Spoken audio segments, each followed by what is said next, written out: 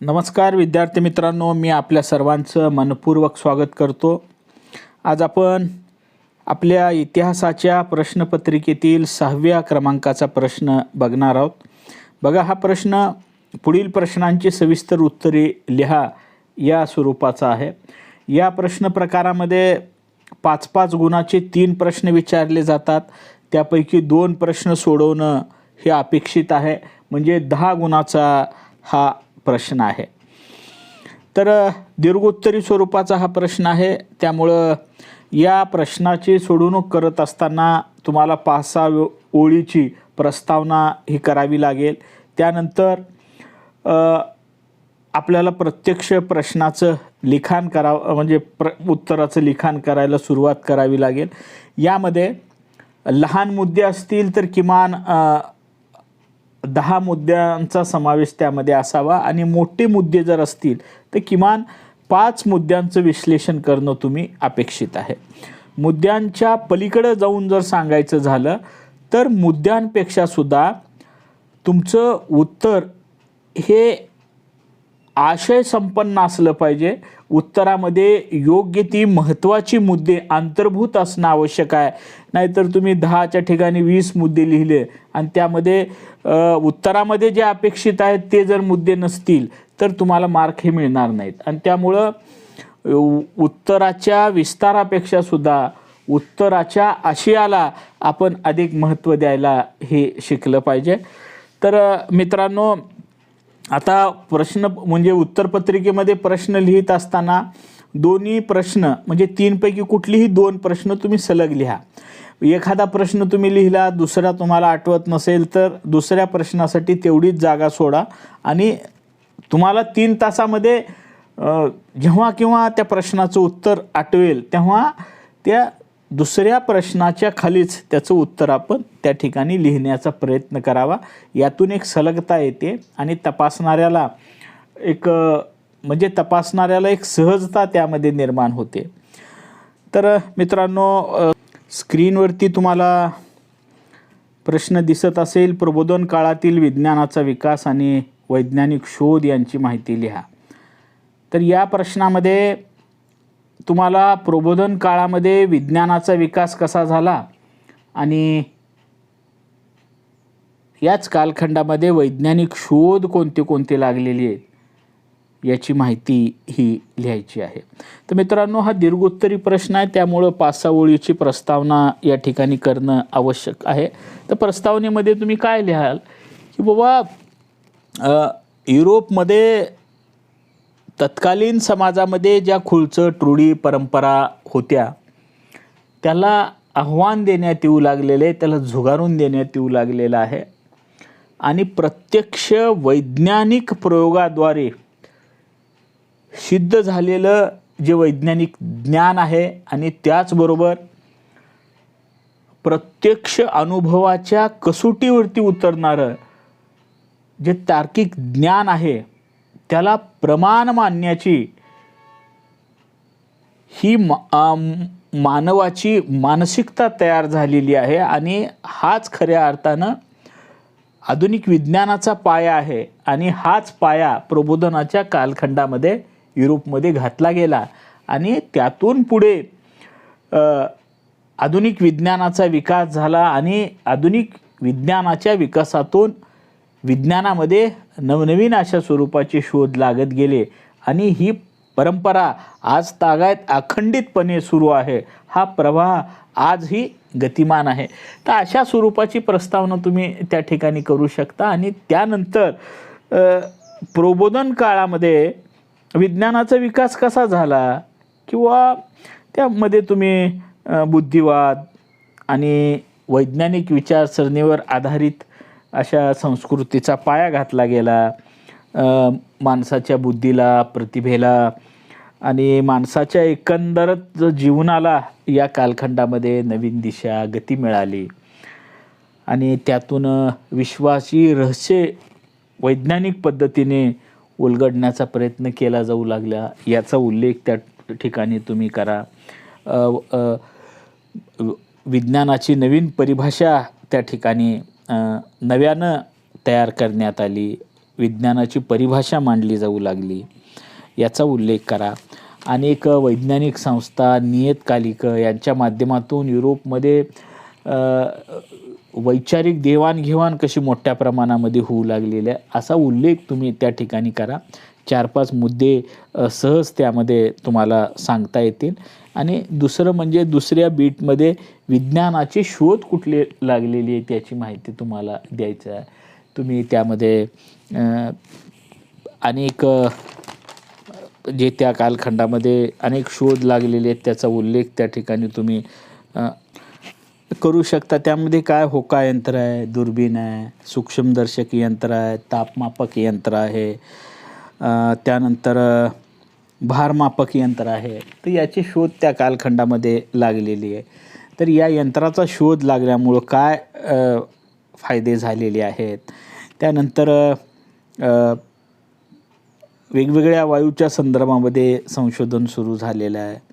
भौतिकशास्त्राच्या संदर्भामध्ये काय त्या ठिकाणी बदल झाले, कुठले शोध लागले त्याचा उल्लेख तुम्ही त्या ठिकाणी करू शकता. तर या पद्धतीनं या सगळ्या म्हणजे सगळं लिखाण केल्यानंतर थोडक्यामध्ये तुम्ही सारांश रूपानं तुमच्या उत्तरामध्ये जे मांडलेलं आहे ते 3-4 ओळीमध्ये तुम्हाला सारांश रूपानं मांडता आलं पाहिजे. किंवा वैज्ञानिक विचारसरणीचा पाया प्रबोधनाच्या कालखंडामध्ये घातला गेला आणि सत्याचं आकलन करण्यासाठी अनुभव, प्रमाणबद्धता आणि वैज्ञानिक प्रयोगांती सिद्ध झालेलं ज्ञान स्वीकारण्याची माणसाची प्रवृत्ती त्या कालखंडामध्ये निर्माण झाली. आणि हाच आधुनिक विज्ञान आणि तंत्रज्ञानाचा पाया होय. आणि यातून युरोपमध्ये विज्ञानाचा विकास झाला आणि त्यानंतर अनेक शोध लागले. अशा पद्धतीचं सारांश रूपानं तुम्ही त्या ठिकाणी लिखाण हे करू शकता. यानंतर बघा दुसरा प्रश्न तुम्हाला स्क्रीनवरती दिसत असेल. काय प्रश्न आहे दुसरा? अमेरिकन स्वातंत्र्ययुद्धाची कारणे स्पष्ट करा. आता प्रस्तावना कशी करायची पहिल्या प्रश्नामध्ये आपण बघितली. त्या पद्धतीने प्रत्येक प्रश्नाची आपण उत्तराची प्रस्तावना करत जावे.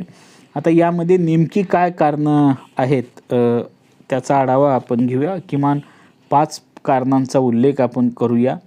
की बघा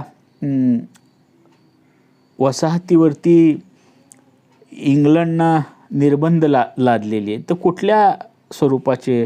तर जलवाहतुकीच्या संदर्भामध्ये हे निर्बंध कसे लादले आणि वसाहतीमधील मालाची वाहतूक इंग्लंडच्याच जहाज कंपनीकडं कसं देण्यात आली आणि त्याच्यामुळं वसाहतीतील लोकांची मनं कसं दुखवली गेली याचा उल्लेख करा.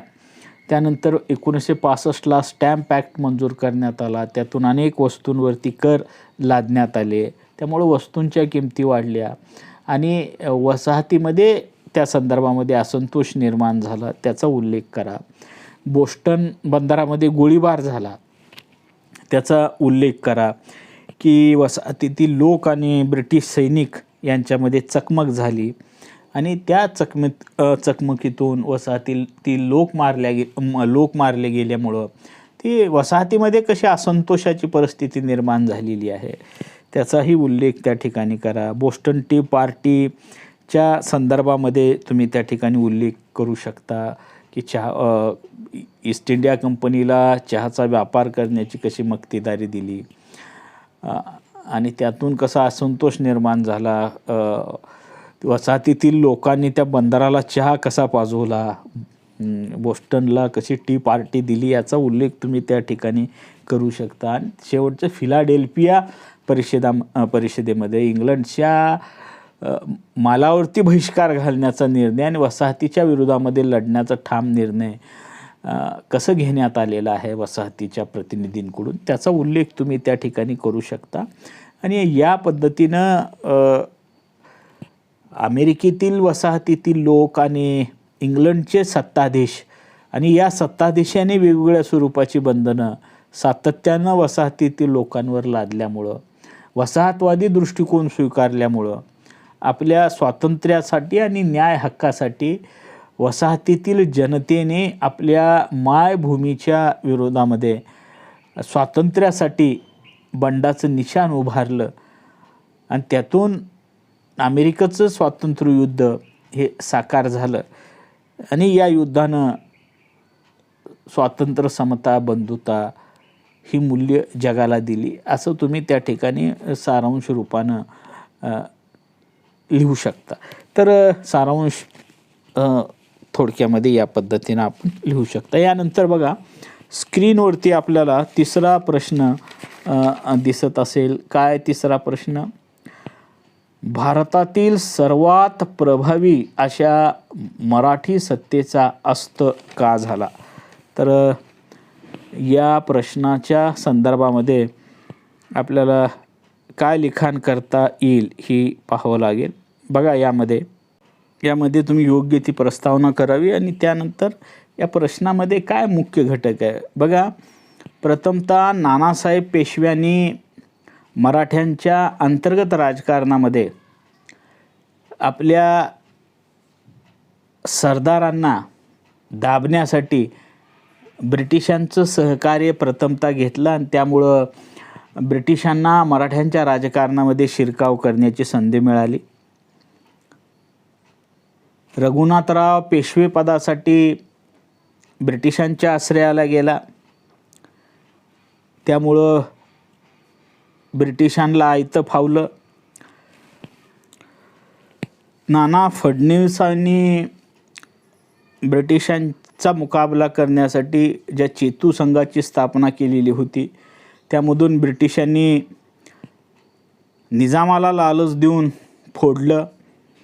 त्यामुळं ब्रिटिशांच्या विरोधामध्ये लढणाऱ्या शत्रूंचं त्यांनी कसं खच्चीकरण केलं त्याचा उल्लेख करा. खर्ड्याची जी लढाई झाली 1795मध्ये मराठा आणि निजाम यांच्यामध्ये, त्यावेळेस मराठ्यांच्या छावणीमध्ये ब्रिटिशांचा एक वकील होता आणि त्यांनी त्या ठिकाणी मराठ्यांच्या युद्धपद्धतीचा अभ्यास केला आणि हेच ज्ञान की मराठ्यांची युद्धपद्धती कशी होती याची माहिती त्यांनी नंतर लॉर्ड वेलेस्लीला दिली आणि याच माहितीच्या आधारे लॉर्ड वेलेस्लीनं नंतर मराठ्यांचा पराभव केलेला आहे. हिंदुस्थानमधली सर्वश्रेष्ठ अशा स्वरूपाची सत्ता म्हणजे मराठे हे ब्रिटिशांना ओळखलेलं होतं आणि जोपर्यंत आपण मराठ्यांचा निपात करणार नाही, त्यांचा पूर्ण पराभव करणार नाही, तोपर्यंत हिंदुस्थानवरती आपल्याला हुकूमत गाजवता येणार नाही याची जाणीव ब्रिटिशांना झालेली होती आणि त्यामुळं मराठेशाहीचा पाडाव करण्यासाठी अत्यंत पद्धतशीरपणे ब्रिटिशांनी डावपेच आखायला ही सुरुवात केलेली होती. आणि वॉर्न हेस्टिंगनं नंतर योग्य अशा योजनांची आखणी करून मराठ्यांचा पराभव केलेला आहे.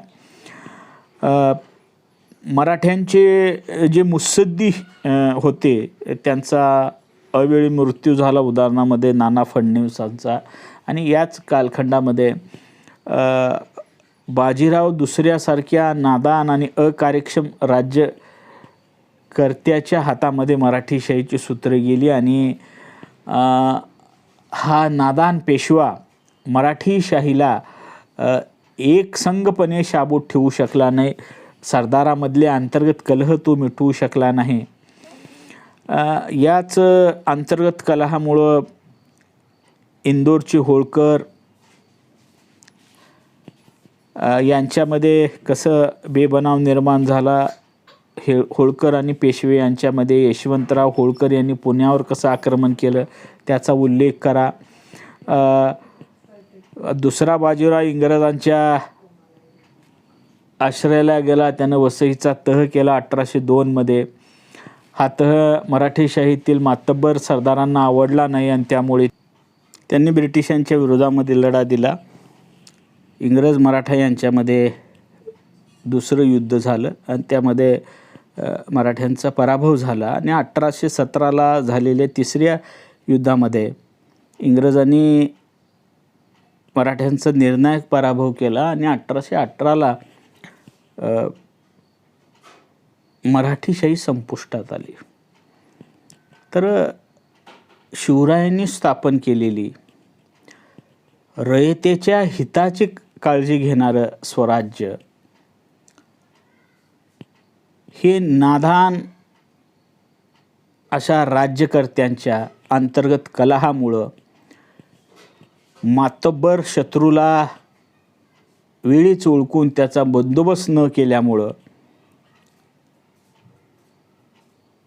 हे कसं लयाला गेलेलं आहे हे आपल्याला मराठीशाहीच्या या ऱ्हासामधून दिसून येतं, असं तुम्ही थोडक्यामध्ये त्या ठिकाणी सारांश रूपानं हा भाग मांडू शकता. यानंतर बघा, तुम्हाला 5वा प्रश्न स्क्रीनवर दिसत असेल तो म्हणजे 1857च्या उठावाची कारणे.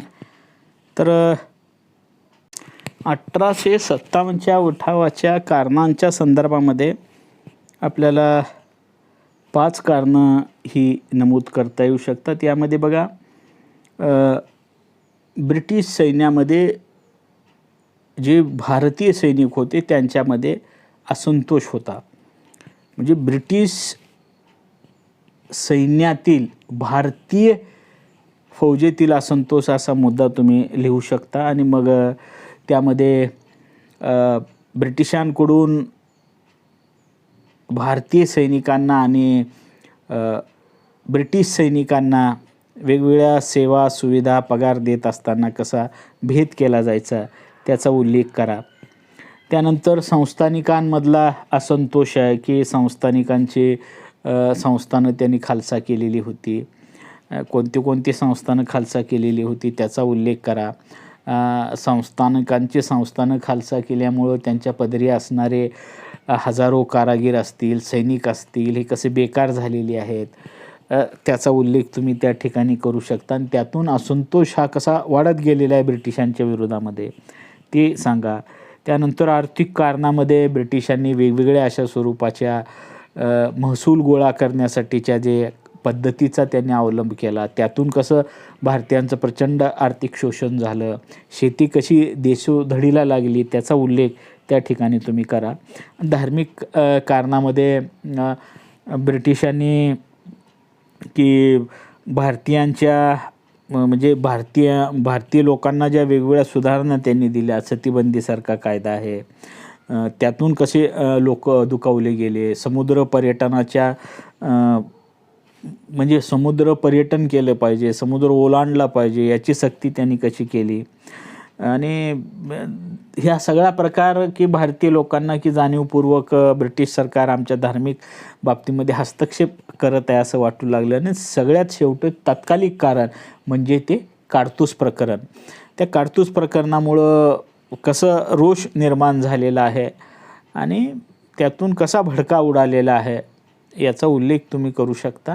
तर ही एक 5 कारणं प्रामुख्यानं तुम्ही 1857च्या उठावाच्या स्वरूपामध्येही देऊ शकतात. यानंतर बघा, तुम्हाला पुढचा प्रश्न स्क्रीनवरती पाहायला मिळेल ते म्हणजे दुसऱ्या महायुद्धाची कारणं. तर दुसऱ्या महायुद्धाची काय कारणं आहेत त्याचा आढावा या प्रश्न प्रकारामध्ये घ्यायचा आहे. यामध्ये सुद्धा तुम्ही 4-5 कारणांचा उल्लेख हा करू शकता. की त्यामध्ये पहिलं कारण बघा, अपमानास्पद अशा स्वरूपाचा व्हर्सायचा तह. की बघा, व्हर्सायच्या तहामध्येच खऱ्या अर्थाने दुसऱ्या महायुद्धाची बीजं होती. कारण जर्मनीवरती अत्यंत अपमानास्पद अशा स्वरूपाचा तह पहिल्या महायुद्धानंतर जर्मनीला दोषी ठरवून या विजयी राष्ट्राने व्हर्सायचा तह लादलेला आहे. आणि त्यामुळं जर्मन जनतेच्या भावना या दुखवल्या गेलेल्या आहेत. या तहामुळं जर्मनीमध्ये प्रचंड अशा स्वरूपाचा असंतोष होता. यानंतर सत्तेवरती म्हणजे ज्यावेळेस सत्ता जर्मनीमध्ये हिटलरच्या हातामध्ये आलेली आहे त्यावेळेस त्यांनी हा करार धुडकावून दिलेला आहे. आणि जर्मनीची लष्करी ताकद झपाट्यानं वाढवण्याकडं त्यांनी लक्ष दिलेलं आहे. म्हणजे जर्मनीला सामर्थ्यशाली बनवण्याचा हिटलरचा प्रयत्न हा झालेला आहे. हा दुसरा मुद्दा तुम्ही घेऊ शकता. यानंतर बघा, याच कालखंडामध्ये रशिया एक बलाढ्य सत्ता म्हणून नावारूपाला येऊ लागलेली होती. रशियानं साम्यवादाचा स्वीकार केलेला होता आणि त्यामुळं भांडवलशाही राष्ट्रांच्या डोळ्यामध्ये रशियाचं यश हे खूपच होतं. रशियामध्ये साम्यवाद असल्यामुळं आणि जर्मनी साम्यवादाला विरोध करत असल्यामुळं साहजिकच जर्मनी हे रशियाला आपलं शत्रू मानत होतं आणि त्यामुळं जाणीवपूर्वक इंग्लंड, फ्रान्स या बड्या राष्ट्रांनी हिटलरच्या आक्रमक धोरणाकडे कसं दुर्लक्ष करायला सुरुवात केलेलं आहे आणि त्यातून हिटलरची ताकद कशी वाढत गेलेली आहे त्याचा उल्लेख तुम्ही त्या ठिकाणी करू शकता. मग त्यानंतर 1938मध्ये हिटलरने झेकोस्लोवाकियाच्या ताब्यातील सुडेटेन प्रांत घेतलेला आहे. 1939मध्ये पोलंडवरती ताबा मिळवलेला आहे, त्याचा उल्लेख तुम्ही त्या ठिकाणी करा. आणि या सगळ्या प्रक्रियेमध्ये म्हणजे जगामध्ये शांतता आणि सौहार्दाचं वातावरण निर्माण करण्याची सगळ्यात मोठी जबाबदारी राष्ट्रसंघाची होती. याच हेतूनं राष्ट्रसंघाची स्थापना झालेली होती. परंतु जर्मनी, जापान, इटली या राष्ट्रांच्या आक्रमकतेला राष्ट्रसंघ हा वेळीच पायबंद घालू शकला नाही. त्यामुळं जगामध्ये शस्त्रास्त्राची स्पर्धा निर्माण झाली, गटबाजी वाढत गेली आणि त्यातून दुसऱ्या महायुद्धाचा स्फोट झाला. तर अशा स्वरूपाची कारणं तुम्ही यामध्ये नमूद करू शकता. तर यानंतरचा दुसरा प्रश्न म्हणजे बघा, भारतात रोजगाराच्या संधी उपलब्ध करून देण्याच्या उद्देशाने कोणत्या योजना राबवल्या गेलेल्या आहे त्याचा उल्लेख त्या ठिकाणी करायचा. तर यामध्ये आपण एक 4-5 योजनांचा उल्लेख करू शकता. त्यामध्ये प्रधानमंत्री रोजगार योजना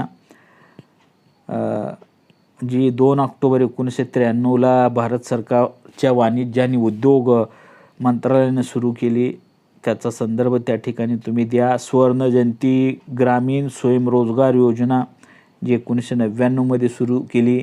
त्यानंतर जवाहर ग्राम समृद्धी योजना, त्या योजनेचा उल्लेख करा. त्यानंतर संपूर्ण ग्रामीण रोजगार योजना आणि 5वी राष्ट्रीय ग्रामीण रोजगार हमी की 2006मध्ये ही योजना सुरू केली. या योजनेमध्ये एका कुटुंबातील एका व्यक्तीस किमान 100 दिवस काम मिळण्याची हमी देण्यात आली. तर अशा पद्धतीनं आपण एक 4-5 योजनेचा उल्लेख या योजनेमध्ये करू शकता. तर माझ्या दृष्टिकोनातून या प्रश्न प्रकारामध्ये जे एक 5-6 प्रश्न महत्त्वाचे मला वाटले त्याचा उल्लेख मी या ठिकाणी केलेला आहे. याच्या व्यतिरिक्त सुद्धा अनेक प्रश्न हे महत्त्वाचे आहेत. तर त्याची तयारी तुम्ही स्वतः करा. प्रश्न कशा पद्धतीने विचारले जाऊ शकतात त्याचा आढावा घ्या. तुम्ही उत्तम पद्धतीनं अभ्यास केलेला आहे, त्यामुळं आपल्याला काही अवघड जाणार नाही. तुम्हाला या संदर्भामध्ये माझ्या मनपूर्वक शुभेच्छा. यानंतर आपण दुसऱ्या प्रश्न प्रकाराविषयी पाहू.